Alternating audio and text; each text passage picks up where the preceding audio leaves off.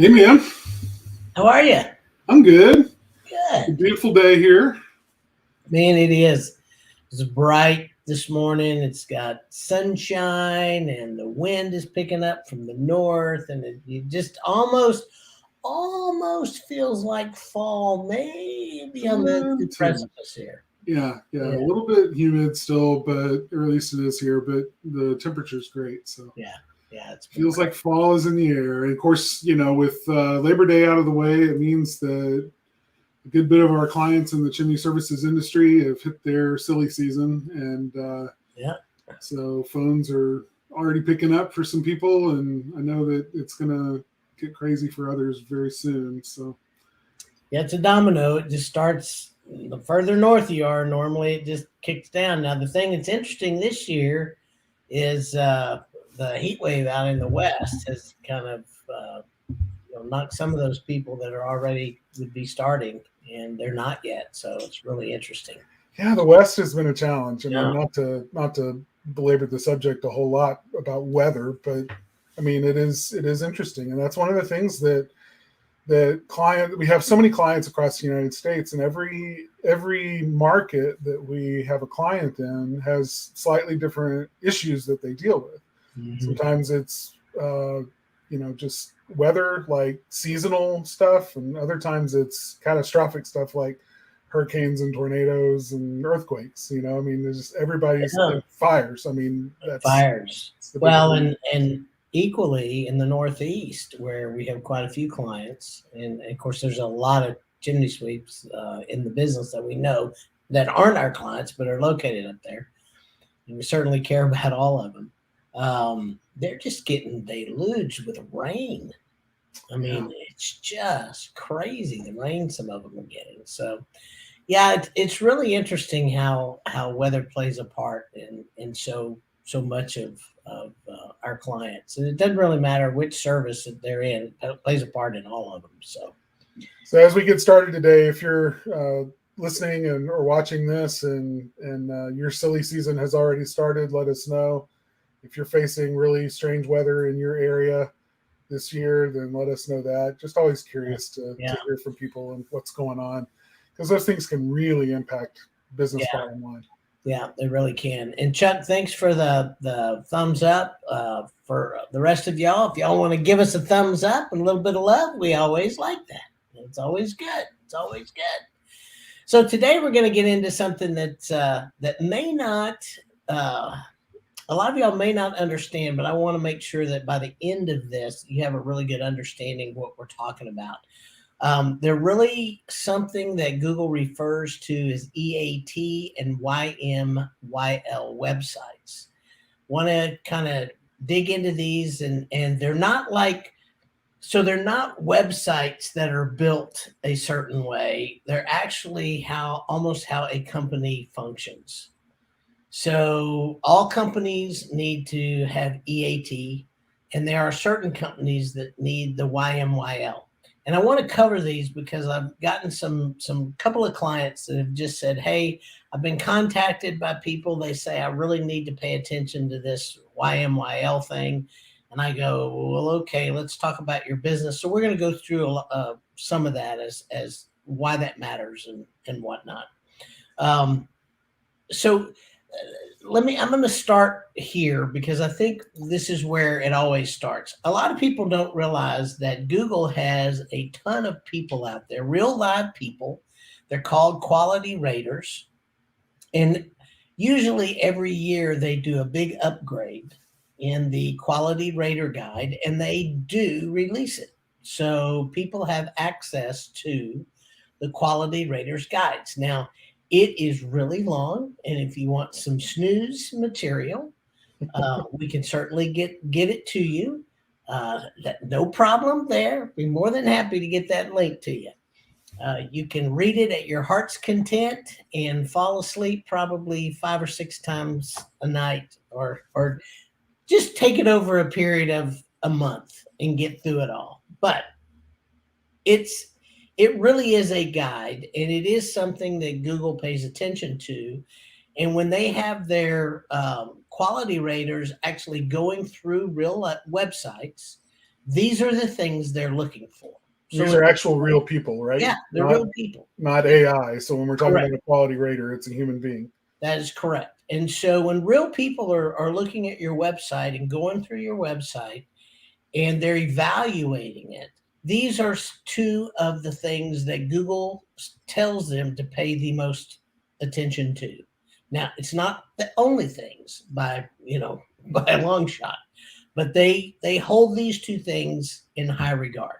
Okay, so here's the thing. So what is an EAT website? You want to take that, Carter? Sure, I'm very familiar with EAT.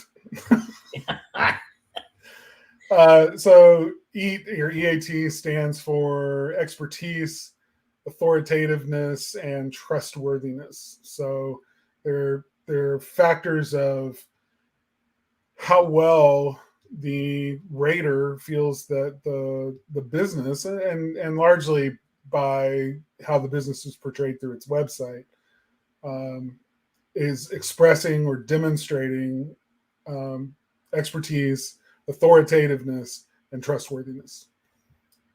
So I want to dig into this just a little bit deeper because I've had, I talk to a lot of people, not all our clients, but I have people that call and ask us questions and get referred online and through my personal network. And they're not all chimney guys. I get called by people with products and e-commerce sites. And so, I talk to more than just service guys.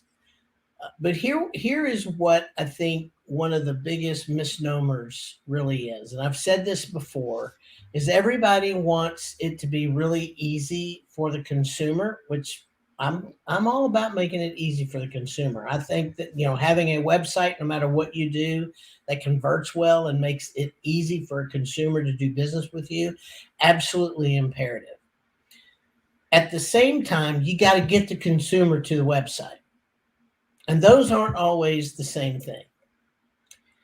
Even though Google really wants you to be writing your content for the consumer. That's what this whole big content. I don't even know if they just rolled out this big algorithm push on content. And as they've rolled this thing out, they're telling you one thing, but the reality is some of the content that ranks is not following what they're telling us all to do. So we have to look at that. And that's not, I would love to say that whatever Google tells us just magically works. But, I know, because I've been doing this so long, is when Google tells us one thing, we go with it and we wait. We're very patient with things. We don't move quickly because we want to find out what the truth is. So the truth on this is Google does not always rank the websites that are conducive with what they say will rank the most. That's just it. But what they do is they're looking at the expertise, the authoritativeness, and trustworthiness, and they take those things really seriously, no matter who it is. So let's talk about expertise for a minute. If I've got a website and all I have is pictures of services, does that show my expertise? I mean, that's the question. Does that show my expertise? It might, but it might not. If I have a video and that's all I have on my site are videos, does that show my expertise? It could, but again, it might not. Depends on what's in the video, right? If you just have a bunch of text on the page, does that show my expertise? Again, it could. It depends on what you're writing on the page. So my point is, it's not about pictures. It's not just about videos, and it's not just about text. It really is about what are you saying? What is the text talking about? Are you using the words in a way that draws people in and lets them know what you're expert at? I mean, these are the things that are really important. When you're on video, Are you talking about your expertise in the subject? Are you telling people how long you've been doing this thing and what you do for people and why it matters? I mean, those are all the things that talk about the expertise. When you're showing pictures, are you showing before and after pictures that show this is this thing that was broken or that needed to be replaced, and this is what we do, and see how that, these are the things you have to look at. It's not just the picture, the video, or the words. And certain kinds of pictures and certain kinds of videos, certain kinds of content are just inherently more trustworthy, more, show more expertise and authoritativeness. If you've got a website full of pictures, great, but are they all stock photos? Well, Exactly. stock photos are not authoritative. They're recycled, reused, and everybody knows that it doesn't reflect what your business really does. It's not an example of your work. But real pictures of work that you've done that are unique pictures that exist only on your website can be high indicators of trustworthiness and of authoritativeness, and to some degree expertise too. So yeah, I mean it's not just about quantity; it's about the quality. It's about the quality. Specifically about finding those images that are expertise, authority, and trustworthy. Here's another thing. Google Business Profile falls into this too. A lot of people don't understand this. So on the Google Business Profile, if you've got photographs that are stock photos, they look at those photos as duplicate content and they're going to filter them out. Here's the other thing. If you put your logo on every single picture, you're going to get them filtered out because you're allowed one logo. These are all the rules and the guidelines that they have to follow. And the reason that they do this is they don't want a lot of the same types of things on the Google Business Profile. So these are all really, really important things that you need to know.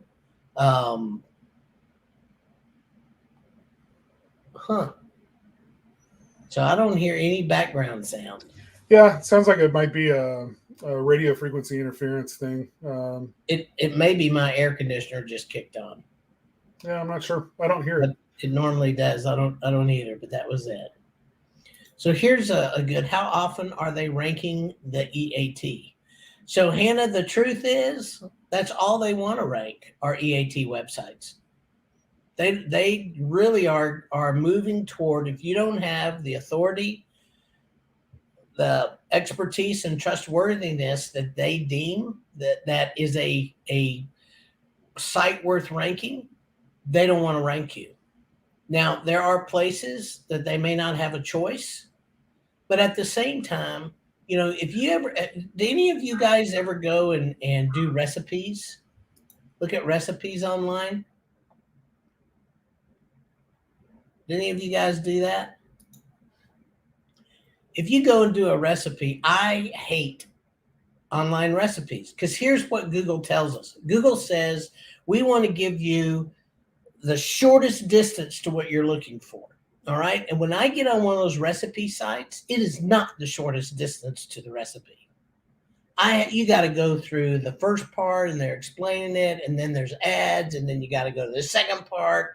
That's usually a video that shows you how to do it. Well, I don't want to know how to do it until I know what's in it. And and it's just like, yeah, find me the recipe. You know what I'm saying? It is so frustrating. It's crazy. I'll leave a website if it doesn't have the recipe link. 20 pages. Yes. Yeah.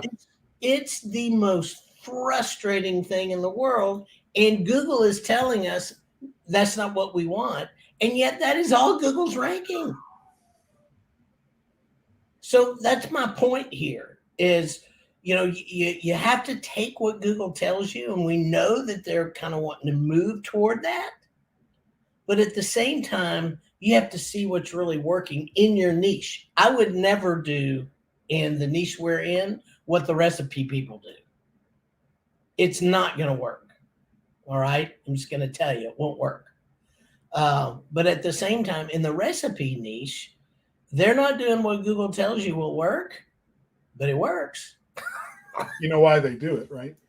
I mean, it gives them a chance to, I mean, if they put the recipe at the very top, which is what everybody wants, nobody would scroll through all the ads that they can put on their pages, and they make money from those ads, and they're display ads, and they're part of a network that allows content creators to make money from displaying ads on their websites. So when they put it down at the very bottom, you got to scroll and scroll and scroll. Well, guess what? You're scrolling past 20 ads, and all of that ends up being money in the pockets of the people that run the website. So it's a strategy, but it's very frustrating. So, Hannah, that's a great question. Here's the thing about EAT websites, all right? You have to understand that on a website, if you have covered all the information and you've covered it well, what I would do is not worry about blogging near as much as going into the content and making sure that it's just freshened, just freshen it up and add a little thing here and there. Now, if you have something in your particular, let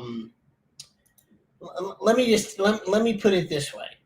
So if something comes up and you have a really difficult install in what you do, you could certainly do a blog about that install and show pictures and those kind of things, and that would add to your website. But what you wouldn't want to do is just keep blogging about the same thing over and over and over again. So what they're saying on authority expertise is you're an expert at what you do. This was the problem your customer had. This is how you solved it, and this was the resolution after. Does that make sense? Hopefully that makes sense, Hannah. So those are the kinds of things that you have to look at. You want to look at your website as if you were your ultimate customer. You don't want to go to your website and look at it as the owner. You want to read your website as if you are a customer going there the first time. Are you getting really good, valuable information? Do you feel when you read your website that you feel like the person on the other side? Yes, it's you. You're going to have to kind of separate yourself from that. But is it telling the expertise that you have? Do you see that people can see that you have authority in that area? And are you coming across trustworthy? But there's some other things you can do. Yeah, I got people say, I'll never get the BBB anymore. Well, the BBB is one of the most trustworthy organizations in the United States. So, to me, I mean, we pay our BBB every single year. Why do we do that? Because we want people to go see our BBB rating. Absolutely. That's what we want to do. It's a trust site. It's a trusted site. If you're in a BNI or Gold Star, have you won an award? It could be an Angie's award. It could be Home Advisor's Best Deal, whatever. All those things are trust signals. So, those are all the things that add up, that it's just adding that to, the bottom of your website on the footer. So these are all the things that you can do. And I'm sure there's more, and we're going to find out things. I always find out all the time that I've missed something when I finish this. I always go back and go, oh, I should have said that. I should have said this. But the reality is, those things matter. So the pictures you choose, the videos you do, all those things are trust elements. All those things are authority elements. And just understand your expertise needs to come across on every page that you have. Now, with that said, also the mistake I see a lot of people make in a lot of industries that are around the EAT is this. They bundle their services on a page. So they'll bundle, I don't know, all their HVAC services on the page, but they also may do plumbing, and so they bundle their plumbing on another page. So the people go to there and they just go down, and so your expertise isn't per service that you have. It really is just a page that says this is everything that we can do. So that's a big difference. Everything we can do is listed here. Well, we can do a whole lot of things too. We can do graphics and animation and all that kind of stuff, but we're not experts at it. So we stick with what we're experts at. So it's just not a list of services, but you really want to make sure that you take those services out and put them in silos, if you will, so that people know what you're expert at. And a lot of people don't realize that that's important. Well, Now, another thing, just real quick, if you're in an industry that has a certifying body or has, some kind of recognition for education and skill levels achieved, then absolutely put that on your website. If you're a member of CSIA or NCSG and you're using those for certifying your technicians, then you definitely want to advertise that on your website so that people know that you've taken great pains to be expert and trustworthy and authoritative, and that's the kind of thing that we're talking about. Yeah, it's good. That's a great addition, Carter. Thank you for that. So now we're going to get into something else, and this is called your money or your life. That's what Y.M.Y.L sites stand for. So your money or your life is a couple of things. So let's break it in. Let's talk about your money. So if we're going to talk about money, then a lot of those sites are financial sites. They are sites that you're going to take credit cards on. You're going to take information, financial information, anything like that that can cause any kind of financial harm or financial issues for advice and those kind of things. Those are your money sites. Your life sites, and here's where it gets interesting. Your life sites are really those sites that you can cause any kind of harm, physical harm, mental harm, anguish, Health. discomfort, health, any of those things. So a lot of people go, well, I don't have to worry about that because I'm not financial. They stop at your money. They forget there's another part of that, your life.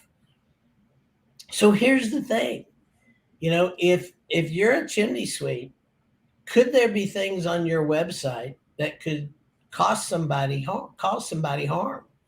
This is why it's imperative when somebody else writes your website that you read it.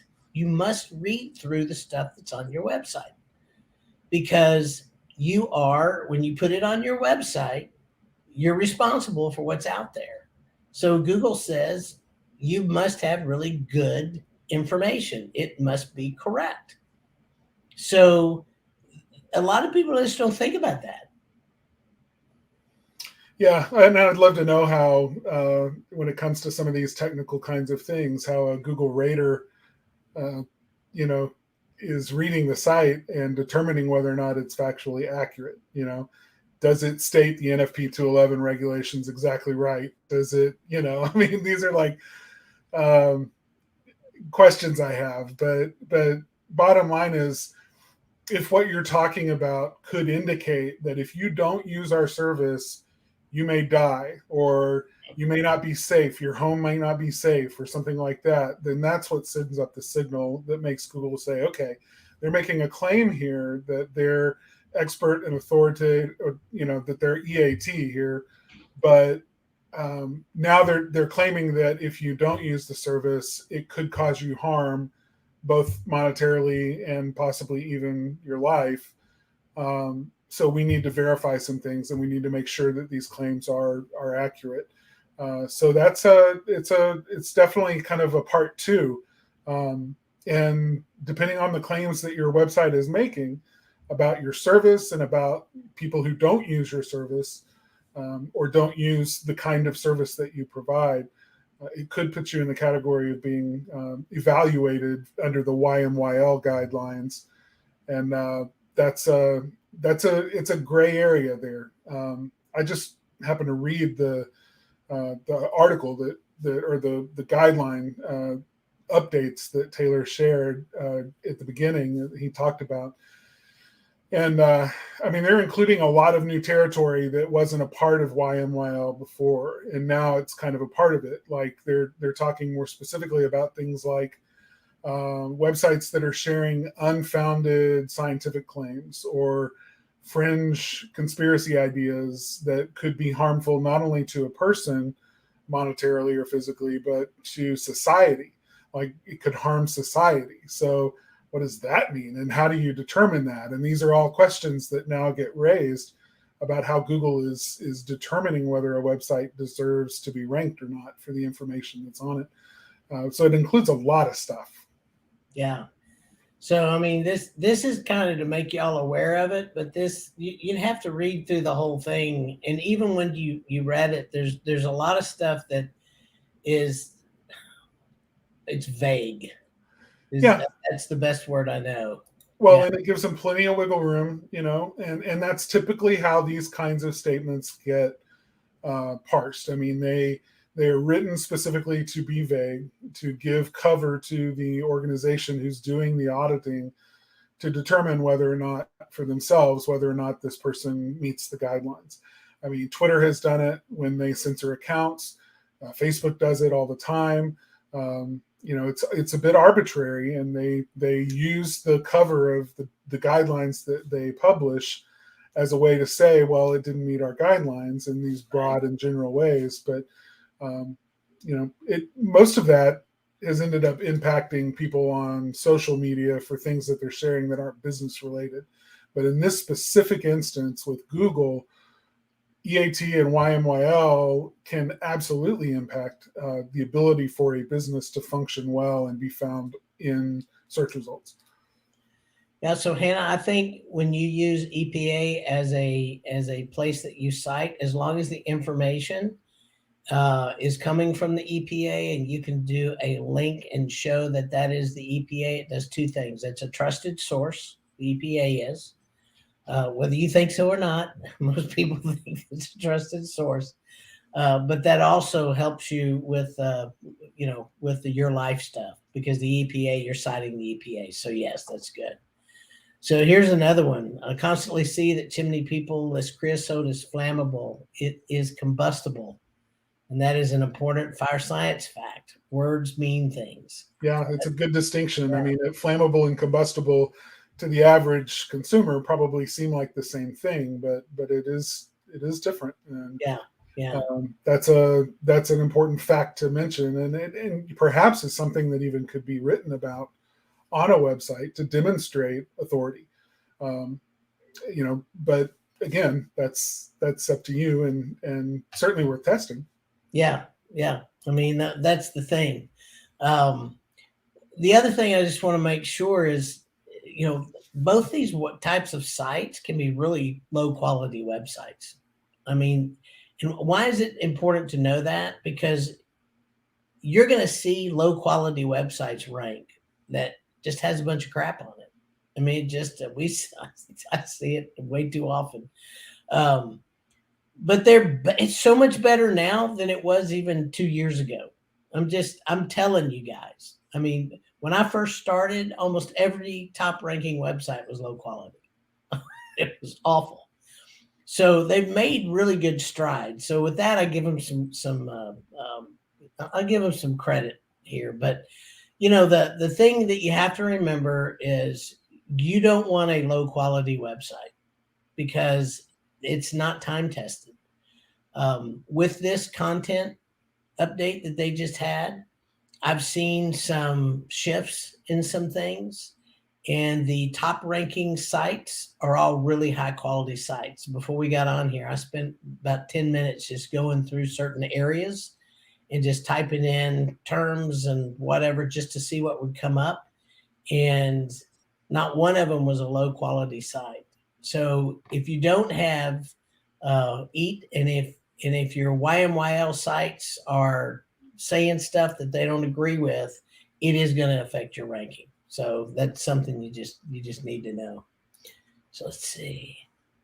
All right. So that's really about it. I've got, let me see if I can put this. I've got the I'm going to try something, guys. I don't know if I can do this. I've never tried this before. Can I put something in the comments? I'm going to post a comment. Hopefully that went right there. I just posted. That's your rater guidelines. So you guys can go in there and get some reading material. Be a lots of fun. Hey, Mark, want to say hi. I saw you said hello in the comments a while ago. Glad to have you here too. So you got anything else about this, Carter? Well, Hannah just asked a question, I think, at the very bottom of the comments that I think is worth putting up and talking about. We were recently taken off Google. Will they remove you or censor your site over all of this? So I wonder Hannah, what you mean by taken off Google. If they lost their Google business profile. Okay. Totally different thing. Yeah. They are not going to censor your website over your Google business profile. In the reality, they took your Google business profile down. The only reason I know this is you're a client. They took your business profile down and should not have. It took Aaron an act of God almost to get it back. But he's a boss. Yeah, I'm telling you.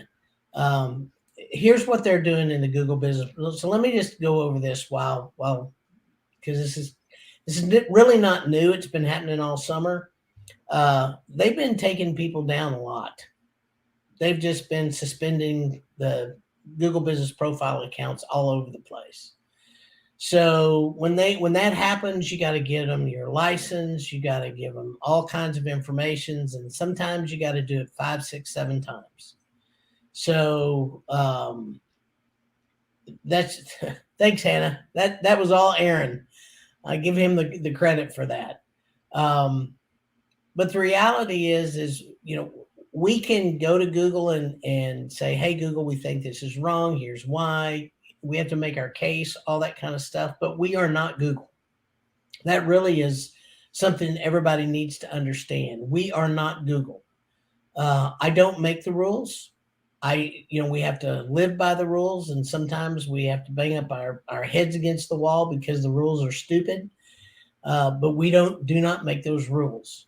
So it's really important to know the difference between ads, maps, organic. Organic is really where your website sits.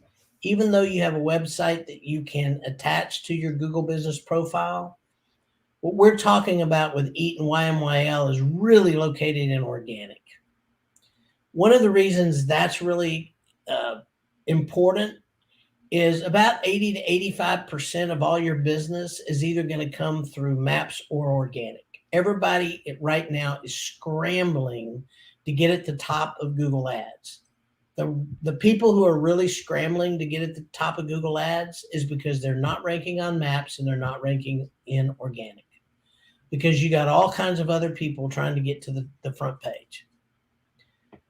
The reality of that is because you've got all those people trying to get to the front page, it's really expensive. So if you think that you're going to take a $500 budget and get to the top of Google, you are wrong. It's not going to work. You may get 2 or 3, but you're not going to be able to get a month's worth. I mean, it is crazy right now what's going on, and it's not just in the service businesses. This is across the board. When you let's take it out of chimney and septic, which is the 2 industries I know that are here today. And let's put it in HVAC, okay? Or let's put it in plumbing. When we were in San Diego, how many years ago? Probably 5 years ago, 4 years ago. It's when the convention was in Portland, the NCSG convention was in Portland. We have a client in San Diego. We went down there and visited with them.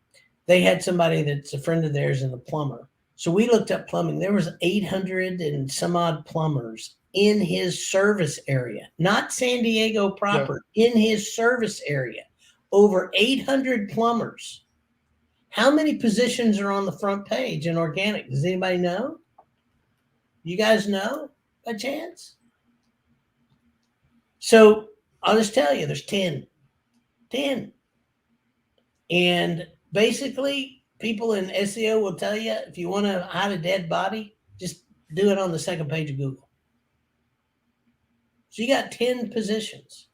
So now you have 790 plus people clawing for number one on Google. I mean, Google's got it made on ads. Everybody's trying to do. That's why your average plumber spends $5,000 to $7,000 a month on ads in Google, on Google AdWords and LSAs, which are the local service ads.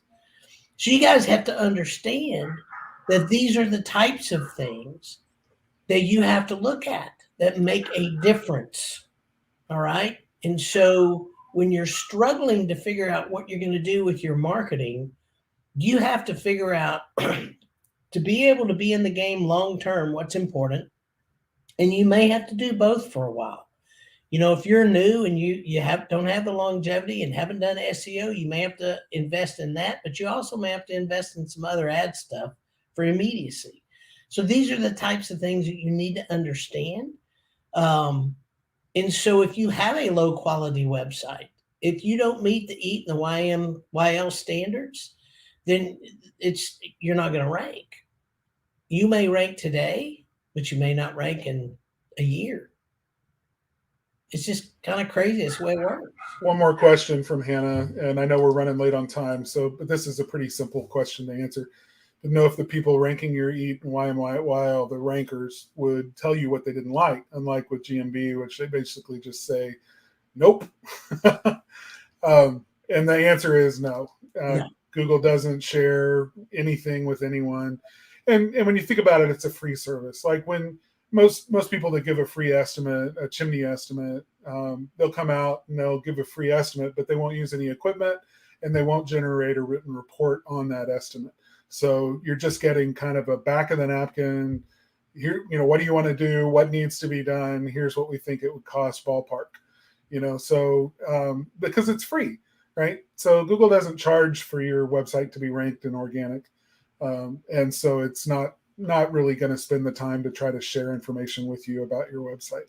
It's unfortunate. It'd be great if they did. It'd help all of us, be able to target a little bit better with some of the guidelines, but unfortunately it's a black box. Nobody knows. Well, and just so that we don't paint Google with a really wide brush and think everybody else is great, none of them, none of them give you the information. So Just know that. So we have gone a little bit long. I hope you guys got a lot out of this. Go back, listen to the podcast. Spark Live can be found on Spotify, iTunes, Google Play, your favorite player out there. And I'm excited about next week. Me too. I think this is going to be really fun. We have a special guest. We're trying to bring on a special guest on a monthly basis, if you guys haven't figured that out yet. But this is going to be fun. We are going to talk about getting your CSRs excited about marketing to your existing customers. And our special guest is Brandy Biswell. So we hope you guys can join us next week. We think it'll be fun. We think it's gonna be enlightening to those. And so much of the time we don't get our CSRs involved. And yet, guys, they're the front line of our business. So getting them involved and really speaking to them I think CSRs can make or break a business personally. I really do. So I think it would be a great time. Hope you have a great rest of your week. I hope wherever you are, you're not flooded or burning. Yeah. Man, I agree, Lou. Brandy is just fun in general. I love it. But I just, seriously, I hope you guys are well. I hope your families are well. If not, if there's anything we can do, please let us know. We so appreciate all of you. Thanks for being here, and we will see you next week with Brandy. Bye, everyone.